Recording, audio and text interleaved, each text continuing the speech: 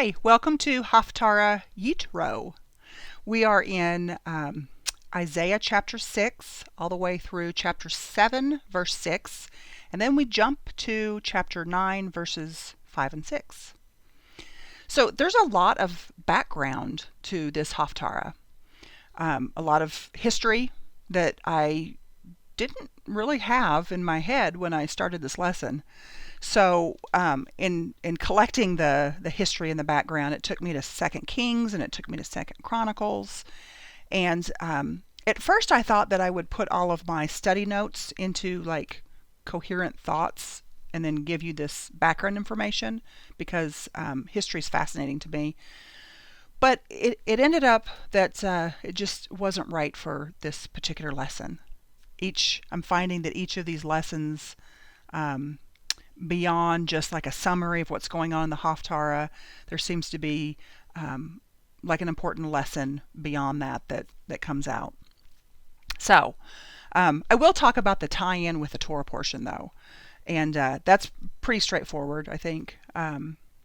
The Torah portion this week, there's a lot in it, but one of the magnificent things that's talked about is this stunning experience of God speaking to those that are assembled at the base of Mount Sinai, right? So in the Torah portion, God's at Sinai and he's speaking to the native-born Israelite and the non-native who left in the Exodus. The emphasis is God spoke, right? God spoke, and this unseen spirit showed himself visible in the fire and the clouds to all the human witnesses that left Egypt. It's incredible. The Talmud describes it this way, that the whole nation saw the sounds, and the lights and the sounds of the shofar, and the mountain was smoking, and it says that the nation shook and they stood far away, right? Well, in the Haftarah, you have Isaiah with this vision of the Lord's throne in the heavenly temple, surrounded by seraphim, crying out, "Holy, holy, holy." And it said that the doorposts shook from the sound of that call, and the house was filled with smoke. So as it is with Isaiah and the community at Sinai, they both saw and heard and felt and experienced the manifestation of God. And both of these experiences were life-changing to the ones who experienced them. We know at Sinai the people were completely undone, and their response was to ask for a mediator between them and this dangerous one, right? And in our Haftarah, Isaiah is completely undone, and he declares that he is of unclean lips, and he dwells among a people of unclean lips. Now, the sages actually derive this interesting midrash from that. Isaiah saying, "I am a man of unclean lips and I dwell among people of unclean lips."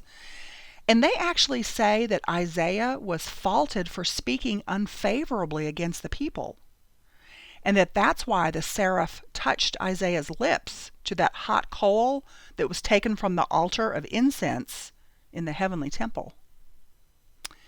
So why is it so bad to mention the unclean lips of Israel? Because first of all, he says, "I'm a man of unclean lips." Well, the sages teach that if one child of God criticizes another child of God on earth, then this makes an accusation occur in heaven. So they say that there's heavenly realm spirit accusers waiting to strike at the right time for the sins of God's people. And they say that usually, or mostly, or maybe just sometimes, I don't know, these spirit accusers are silent. They say that when there's voices on earth accusing, then there has to be a reaction in the heavenly realm. Now think about that. Isn't that a sobering thought? It was for me. So may we be defenders of our fellow brothers and sisters and not be the ones accusing them. Like, leave that to someone else, is what I'm thinking. By the way, seraphim. So seraph is one, and seraphim, that's more than one. And those are the angelic beings. Seraph comes from the Hebrew word that means to burn. So they're the burning ones. I thought that was kind of interesting.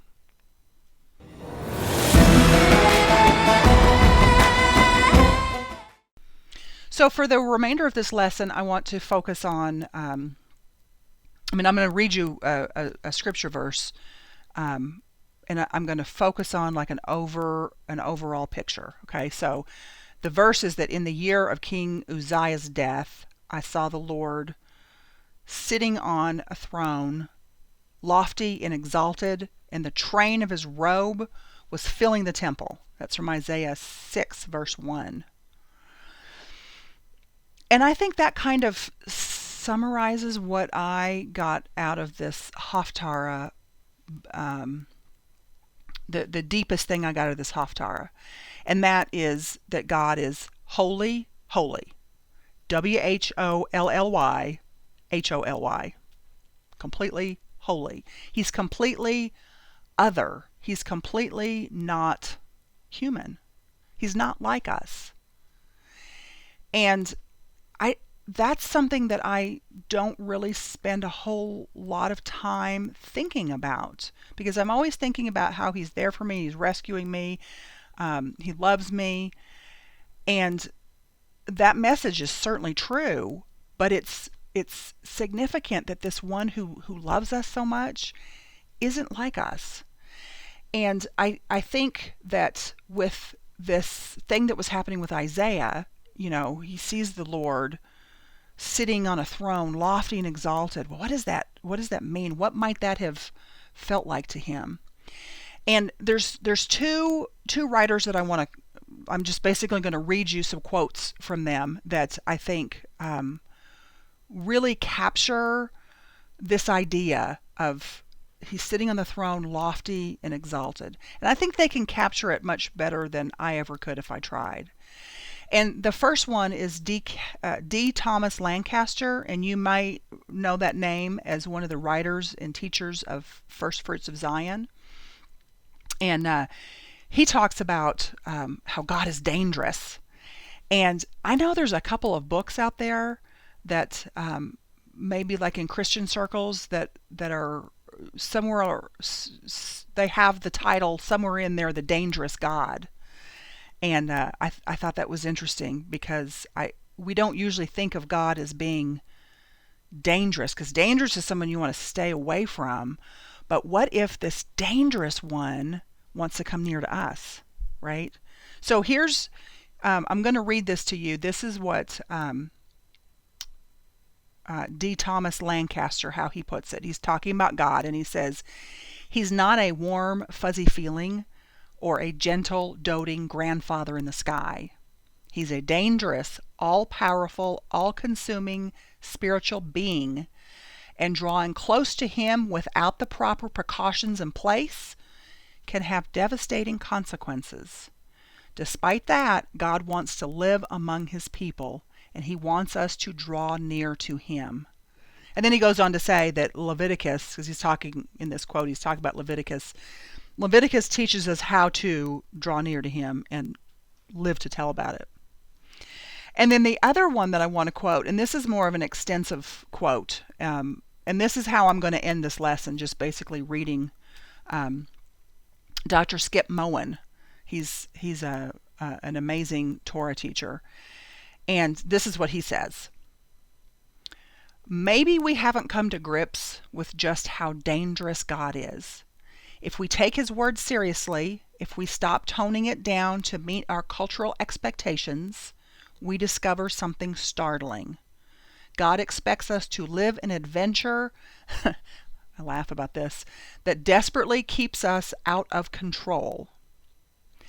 And he goes on to say, from the beginning to the end, The Bible is a high adventure story about God's plans and purposes, not about our efforts.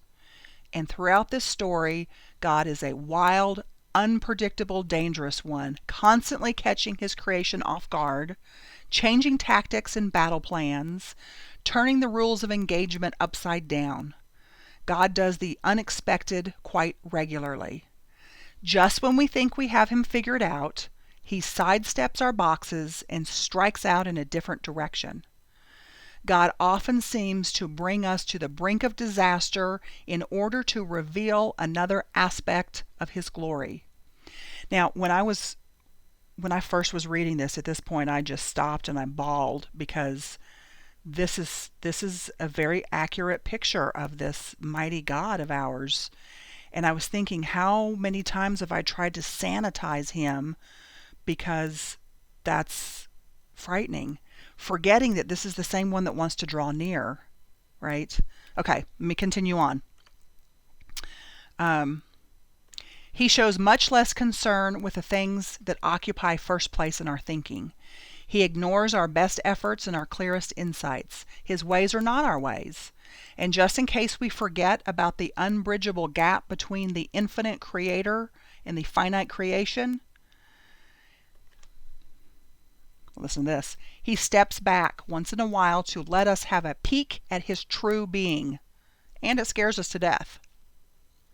And then he goes on to say, we're much better served to anchor God's unthinkable mysteriousness as the foundation of our interaction with him.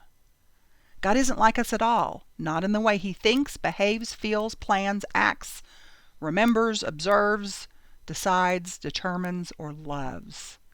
He isn't limited to our wildest imaginations. He's not captive to our greatest dreams. He's independent of any human control or influence of any entity. The only really accurate description we can intelligently conclude about God is this: God is. Then he goes on. While we can never think our way to God, God has graciously chosen to reveal himself to us in ways that we can understand. Isn't that amazing? Now there's more in this extended quote, but that's where I'm going to stop. When there's two things to keep in our minds at the same time. He's so much more than what we can ever comprehend, but he graciously chooses to reveal himself to us, and he does it in ways that we can understand. He limits himself into our world so that we can experience him, and that's incredible. And we get a glimpse of that in the Torah portion, Yitro, for this week. We get a glimpse of that with what Isaiah, his vision of the heavenly temple.